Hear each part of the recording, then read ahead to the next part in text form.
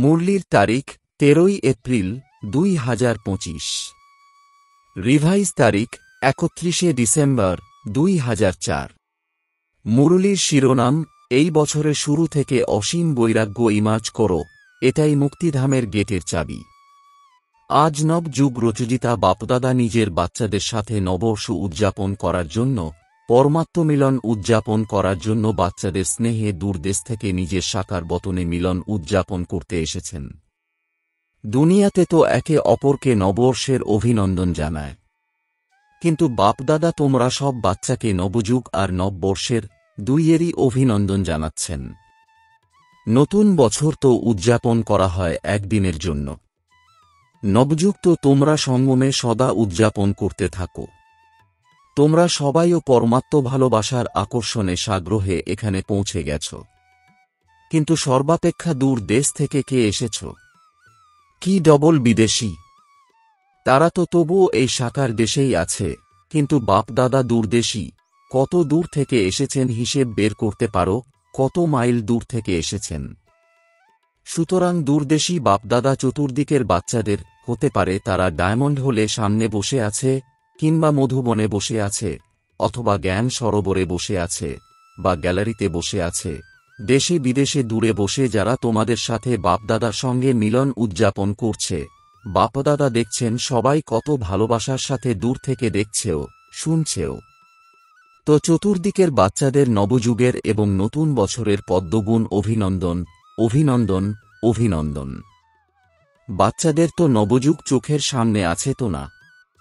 কেবল আজ সঙ্গমে কাল নবযুগে নিজেদের রাজ্যের অধিকারী হয়ে রাজত্ব করবে, এত কাছে অনুভব হচ্ছে কি তোমাদের?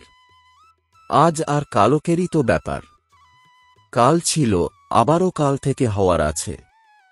নিজেদের নবযুগের গোল্ডেন যুগের গোল্ডেন ড্রেস সামনে দেখা যাচ্ছে তো? কত সুন্দর স্পষ্টরূপে দেখা যাচ্ছে তো না? আজ সাধারণ ড্রেসে আজ আর কাল নব যুগের সুন্দর ড্রেসে ঝলমল করতে দেখা যাবে। নববর্ষে তো একদিনের জন্য একে অপরকে গিফট দেয়, কিন্তু নবযুগ রচয়িতা বাপদাদা তোমাদের সবাইকে গোল্ডেন ওয়ার্ল্ডের উপহার দিয়েছেন, যা অনেক জন্ম পর্যন্ত চলবে।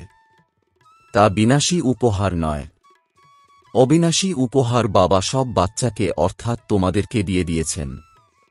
স্মরণে আছে তো না? ভুলে তো যাওনি, তাই না? সেকেন্ডে আসা যাওয়া করতে পারো। এই মুহূর্তে সঙ্গমে, পর মুহূর্তে নিজের গোল্ডেন দুনিয়ায় পৌঁছে যাও, নাকি দেরি লাগে? নিজের রাজ্য স্মৃতিতে এসে যায়, তাই তো না? আজকের দিনকে বিদায়ের দিন বলা হয়ে থাকে, এবং 12টা বাজার পরে শুভেচ্ছা বিনিময় করার দিন বলা হবে। তো বিদায়ের দিনে, বছরের বিদায়ের সাথে সাথে তোমরা সবাই বছরের সঙ্গে আর কাকে বিদায় দিয়েছ? বাপদাদা আগেও বলেছেন যে সময়ের গতি তীব্র গতিতে চলে যাচ্ছে, তো সম্পূর্ণ বছরের রেজাল্টে চেক করেছ কি যে তোমার পুরুষার্থের গতি তীব্র ছিল কি না, নাকি কবে কখন ছিল? দুনিয়ার অবস্থা দেখে এখন নিজের দুই স্বরূপ ইমাজ করো। সেই দুই স্বরূপ হল, এক সবার প্রতি হৃদয়বান ও কল্যাণকারী স্বরূপ, আরেক হল সব আত্মার প্রতি সদাদাতার বাচ্চা মাস্টার বরদাতা স্বরূপ। বিশ্বের আত্মারা বড়ই শক্তিহীন, দুঃখী, অশান্ত, তারা চিৎকার করছে। বাবার সামনে, তোমরা পূজ্য আত্মাদের সামনে আর্তস্বরে মিনতি করছে, কিছু মুহূর্তের জন্য হলেও সুখ দাও, শান্তি দাও, খুশি দাও, মনোবল দাও। বাবা তো বাচ্চাদের দুঃখ, হয়রানি দেখতে পারেন না, শুনতে পারেন না। তোমরা সব পূজ্য আত্মার কি করুণা হয় না? তারা চাইছে, দাও, দাও, দাও। তো দাতার বাচ্চারা কয়েক ফোঁটা তো দাও। বাবাও তোমরা সব বাচ্চাকে সাথী বানিয়ে, মাস্টার দাতা বানিয়ে, নিজের রাইট হ্যান্ড বানিয়ে এই ইশারায় দিয়ে থাকেন, বিশ্বের এত আত্মাদের সবাইকে মুক্তি প্রাপ্ত করাতে হবে, মুক্তিধামে যেতে হবে। সুতরাং, হে দাতার বাচ্চারা, নিজেদের শ্রেষ্ঠ সংকল্পের দ্বারা, মনসা শক্তি দ্বারা, হয় বাণীর দ্বারা অথবা সম্বন্ধ সম্পর্কের দ্বারা, কিংবা শুভ ভাবনা শুভকামনা দ্বারা, অথবা বায়ুমণ্ডলে ভাইব্রেশন দ্বারা, যে কোনো যুক্তি দ্বারা তাদের মুক্তি প্রাপ্ত করাও। তারা মানসিক যন্ত্রণায় চিৎকার করছে, মুক্তি দাও, বাপদাদা তাঁর নিজের রাইট হ্যান্ডসকে বলছেন কৃপা করো, এখন পর্যন্তের হিসেব বের করো। হতে পারে মেগা প্রোগ্রাম করেছ, কনফারেন্স করেছ, ভারতে কিংবা বিদেশে হতে পারে সেন্টারও খুলেছ, কিন্তু বিশ্বের টোটাল আত্মাদের সংখ্যার হিসেবে কত পার্সেন্টে আত্মাদের মুক্তির রাস্তা বলেছ? তোমরা শুধু ভারতের কল্যাণকারী, নাকি বিদেশেরও যেখানে যেখানে সেবাকেন্দ্র খুলেছ সেই 5 খণ্ডের অর্থাৎ মহাদেশের কল্যাণকারী নাকি বিশ্ব কল্যাণকারী? তোমরা বিশ্বের কল্যাণ করার জন্য প্রত্যেক বাচ্চাকে বাবার রাইট হ্যান্ড হতে হবে। যখন কাউকে কিছু দেওয়া হয়ে থাকে তো কিভাবে দেওয়া হয়? হাতের দ্বারা দেওয়া হয় তো না। তোমরা বাপদাদার হ্যান্ডস তো না, হাত তোমরা, তাই না? তো বাপদাদা রাইট হ্যান্ডসকে জিজ্ঞাসা করছেন, কত পার্সেন্ট আত্মাদের তোমরা কল্যাণ করেছ? কত পার্সেন্টের করেছ? বাবাকে বলো, হিসেব বের করো। পাণ্ডব হিসেব বের করার ব্যাপারে চতুর না। সেই জন্য বাপদাদা বলেন, এখন সুপুরুষার্থ আর সেবার ভিন্ন ভিন্ন বিধি দ্বারা পুরুষার্থ তীব্র করো। এর স্থিতিতেও 4 বিষয় চেক করো, একে বলা হবে তীব্র পুরুষার্থ। একটা বিষয়, প্রথমে এটা চেক করো নিমিত্ত ভাব আছে কি তোমাদের? রয়্যাল রূপের কোনো আমিত্ব ভাব নেই তো? আমার বোধ নেই তো? সাধারণ লোকের আমি আর আমার, এটাও সাধারণ, স্থূল, কিন্তু ব্রাহ্মণ জীবনের আমার এবং আমি ভাব সূক্ষ্ম ও রয়্যাল। এর ভাষা তোমরা জানো কি? এত হয়েই থাকে, এত চলেই, এত হওয়ারই আছে, চলছি, দেখছি। তো এক হল নিমিত্ত ভাব, সব ব্যাপারে নিমিত্ত, হয় সেবাতে অথবা স্থিতিতে অথবা সম্বন্ধ সম্পর্কে, মুখমণ্ডল এবং আচরণ নিমিত্ত ভাবের হতে হবে। আর দ্বিতীয় বিশেষত্ব হবে নিরহংকার অর্থাৎ নির্মাণ ভাবনা। নিমিত্ত আর নির্মাণ ভাব দ্বারা নির্মাণ করা। তো 3 বিষয় শুনেছ, নিমিত্ত, নির্মাণ আর নির্মাণ, এবং চতুর্থ বিষয় হল নির্বাণ অর্থাৎ বাণীর ঊর্ধ্বে। যখনই চাও নির্বাণ ধামে পৌঁছে যাও। নির্বাণ স্থিতিতে স্থিত হয়ে যাও, কেননা নিজে নির্বাণ স্থিতিতে হবে তবেই তো অন্যকে নির্বাণ ধামে পৌঁছে দিতে পারবে। এখন সবাই মুক্তি চায়, নিষ্কৃতি দাও, নিষ্কৃতি দাও বলে তারা চিৎকার করছে। সুতরাং এই 4 বিষয় ভালো পার্সেন্টেজে প্র্যাকটিক্যাল জীবনে থাকা অর্থাৎ তীব্র পুরুষার্থী হওয়া। তখন বাপদাদা বলবেন, বাহ বাহ, বাচ্চারা বাহ, তোমরাও বলো বাহ, বাবা বাহ, বাহ, ড্রামা বাহ, বাহ, পুরুষার্থ বাহ। কিন্তু এখন তোমরা কি করো জানো?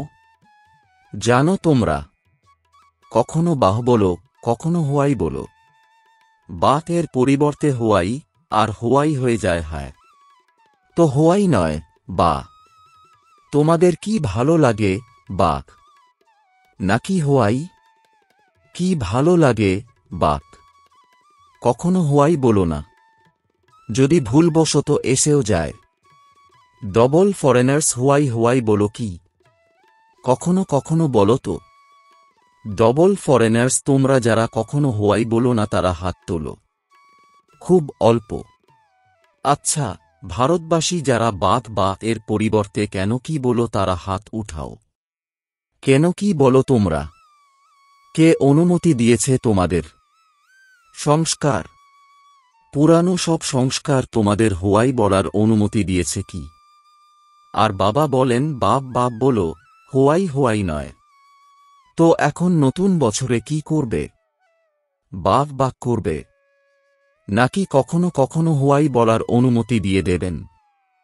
হোয়াই ভালো নয়। যখন গ্যাস্ট্রিকের সমস্যা হয় তখন তো পেট গন্ডগোল হয়ে যায়, তাই না? তো হোয়াই হলো গ্যাস্ট্রিক সমস্যা, এটা করো না। বাহ বাহ, কত ভালো লাগে।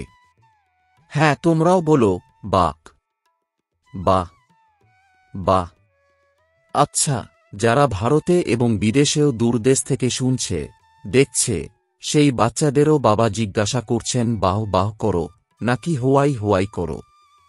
এখন বিদায়ের দিন, তাই না? আজ বছরের বিদায়ের লাস্ট ডে। তো সবাই সংকল্প করো, হোয়াই বলবো না, ভাববো না পর্যন্ত। কোশ্চেন মার্ক নয়, আশ্চর্যবোধক চিহ্ন নয়, বিন্দু। কোশ্চেন মার্ক যদি লেখো তো সেটা কত বঙ্কিম আর বিন্দু কত সহজ।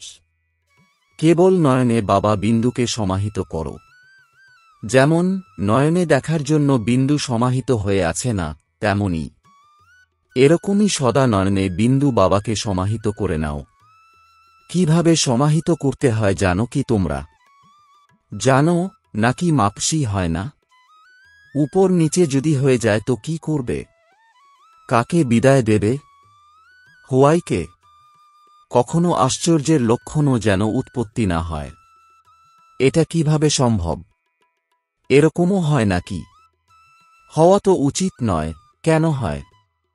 কোনো কোশ্চেন মার্ক নয়, কোনো আশ্চর্যের চিহ্ন নয়, শুধু বাবা আর আমি। অনেক বাচ্চা বলে, এসব তো চলতেই থাকে, তাই না? আত্মিক বার্তালাপ করার সময় বাপদাদাকে তারা অনেক মনমোহক বিষয় বলে থাকে, সামনে বলতে পারে না তো না। তাই তো আধ্যাত্ম আলাপচারিতায় তারা সবকিছু বলে দেয়। আচ্ছা, যা কিছুই চলছে চলুক, কিন্তু তোমাদের চলতে হবে না, তোমাদের উঠতে হবে। তাহলে চলার বিষয়গুলো দেখছো কেন? ওড়ো আর উড়াও।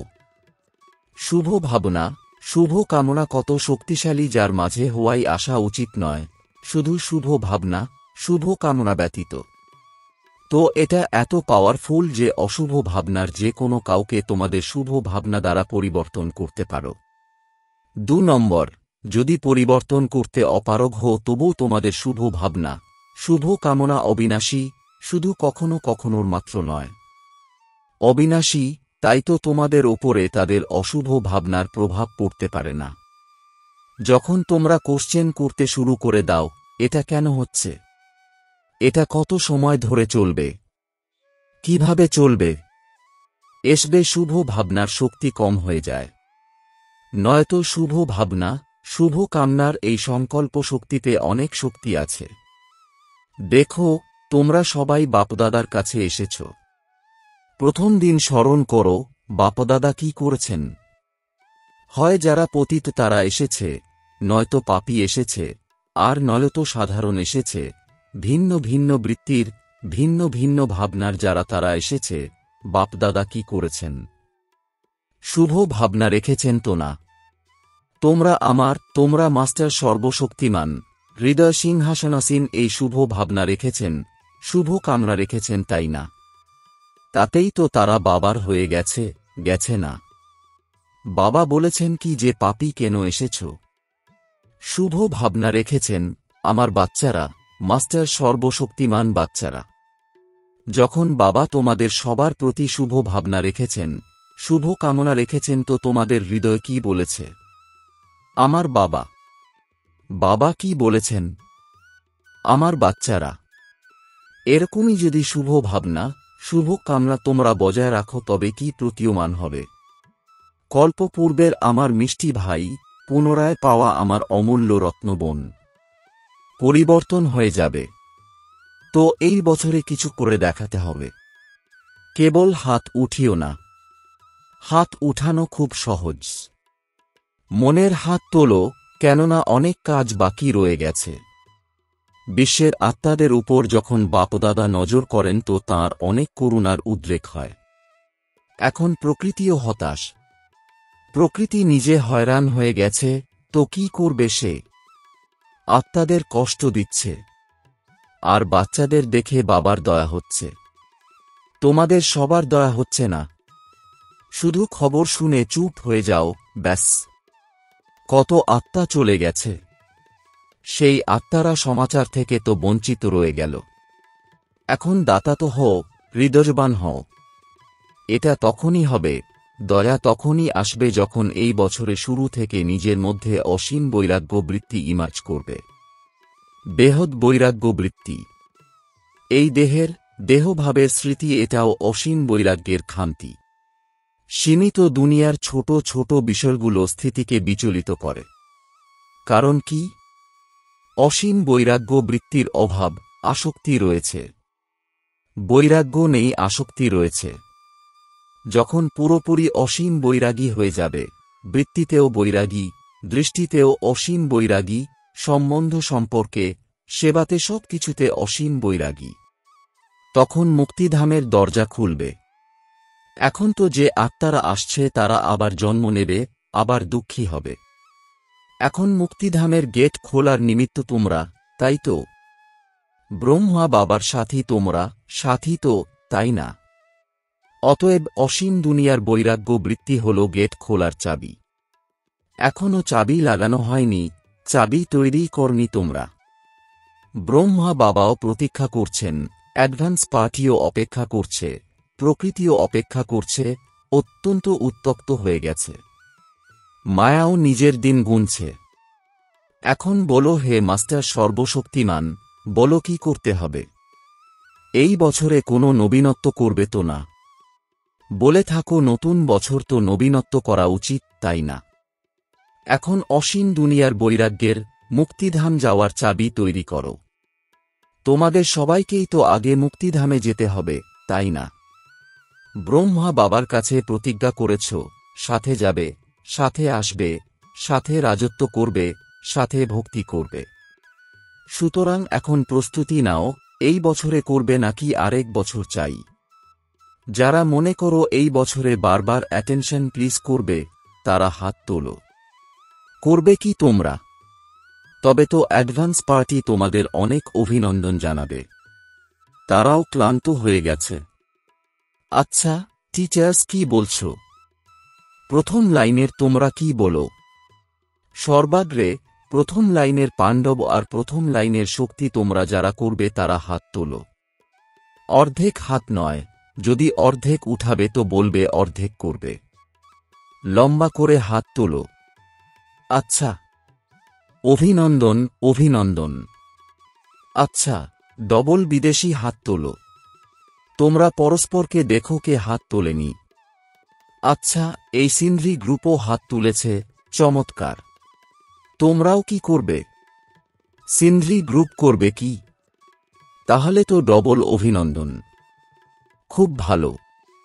একে অপরকে সাথ দিয়ে শুভ ভাবনার ইশারা দিয়ে হাতে হাত মিলিয়ে করতেই হবে। আচ্ছা, সভাতে কেউ আওয়াজ দিয়েছে, সবাই বসে যাও, নাথিং নিউ। আচ্ছা, এখনই 1 সেকেন্ডে বিন্দু হয়ে বিন্দু বাবাকে স্মরণ করো আর যে কোনো বিষয় হোক তাতে বিন্দু লাগাও। লাগাতে পারো কি? শুধু 1 সেকেন্ডে আমি বাবার, বাবা আমার। আচ্ছা, এখন চতুর্দিকের সব বাচ্চাকে যারা নতুন যুগের মালিক, নতুন বছর উদযাপন করার উৎসাহ উদ্দীপনায় থাকা চতুর্দিকের বাচ্চাদের, যারা সদা উড়তে থাকে এবং উড়াতে থাকে এমন উড়তি কলার বাচ্চাদের, সদা তীব্র পুরুষার্থ দ্বারা যারা বিজয় মালার দানা হয়, এমন বিজয়ী রত্নদের নতুন বছর এবং নতুন যুগের আশীর্বাদের সাথে সাথে থলি ভরে ভরে বাপদাদার পদম গুণ অভিনন্দন, অভিনন্দন।